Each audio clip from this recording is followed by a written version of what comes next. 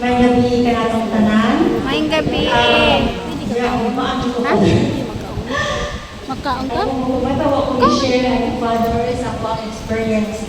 Actually, ang akong i-share is about sa sacramentals.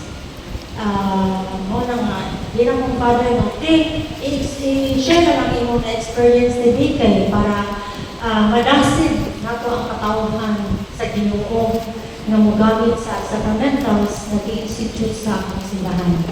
So, mga nga, di ako kamo sa tubangan, although kulbaan ko, pero sige ako na lang yung i-share sa inyo ha. Ang ako na yung experience sa sacramental is about the holy exorcised oil. Nagsugod kini na ang akong anak na lalaki, iuli sa probinsya sa Sambuan. Niya ako naarap ko dito sa city, akong bana ko dito sa Sambuan. Unya, naman siya ilo. Nagduwa-duwa siya sa ilo. Nawal, nagduwa-duwa siya, dalang sila, nalasmagan siya, and then, murag na ako siya kasabot o maunsa siya, na niyang tiil, murag siya feeling niya napiang. And then, muna siya napiang, murag kong napiang.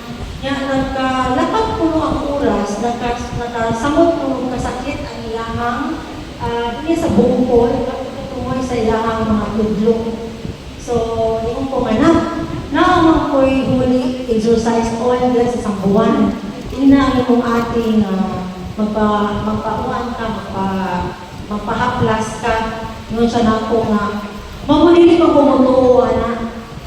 Dili siya mutuo kay gusto mo ko daw anak, so lahi na sila na po, grabe, parehan ng mga Pinoy yun nga, katoliko yun ka kaistanan. So, ang atong pagtugas, mas bugat din sa ilang, ano? So, mga ito nga po, sige lang po, di ka mo ito na, kuha na lamang, gamita lang. Mga ito mo siya, kadili naman po kalakaw mo, nilakaw naman na mong helper, kadili mo siya stay in. So, kung ato na sa kalulali mo, kadili gihapon mo kato mo, kadili naman po siya kalakaw na, kasi dali na siya sila ng biil.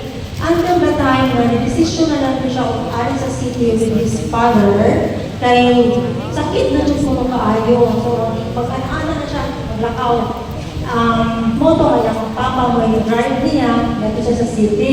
Pag-abot nila gabi moto ni mo siya kung ano sa day ka na siya, mas magal siya sa ilo, huwag siya kabaw na kung sa makapulong yung tail. Moto mo kung sige na ko niya, before ko mato, ako kang dihugan sa lana. Wala siyang matingo.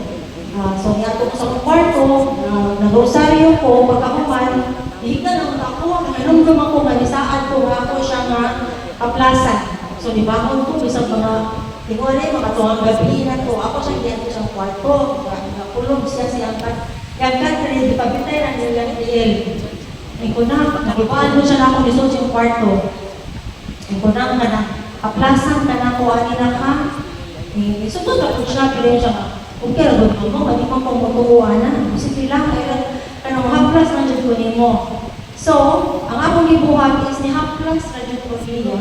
Wala ko i-massage ka, hindi ako mahindili niya ko kabaw, unsa na naunsa siya. Iyang paminaw, mura ko nung na bones niya na naliki or whatever, ni-crack. So, mo yung paminaw sa pain niya. So, nitawag naman siya siyang doktor na magpa-x-ray siya, ikauma, pa-examine siya. Muti ko kasi, ako lang yung kampuanan, ako lang yung kaplasan, ani. While nag-haplas ko, so ako i-pray at the same time ang prayer of the church. So, natulog din ako siya balik. And then, wala na, nilakaw ako sa kwarto. Pagka-ugma, saan ko manibigyan sa balay, naman may group chat ng family, nangutana niya lang magawa na, kamusta naman ang imong hang tiil? Lingon siya pagkabuntag ha, pero ganaan na siya nilakaw. Tsaka, wala na yung pain, bisang gamay, mura na luway na yung tamo. So, mauna na, diha ko na kayo ba, Lord, salamat na imo siya ng binagduhan. Kaya ang tao na huwag tayong mutuo, imo din siya nga ginatagan o ka ng milagro nga makatuto siya nimo balik. Diba? So, mauto nga, pero kaya naka-schedule naman sa x-ray, kaya ang feeling mo na ako na yung balik ako po.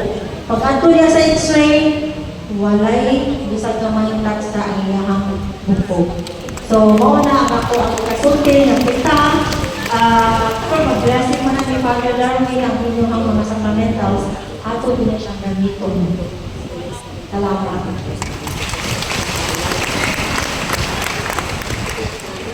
Salamat sa Lolo. Yun naman siya power because He is the mother. The power of the church.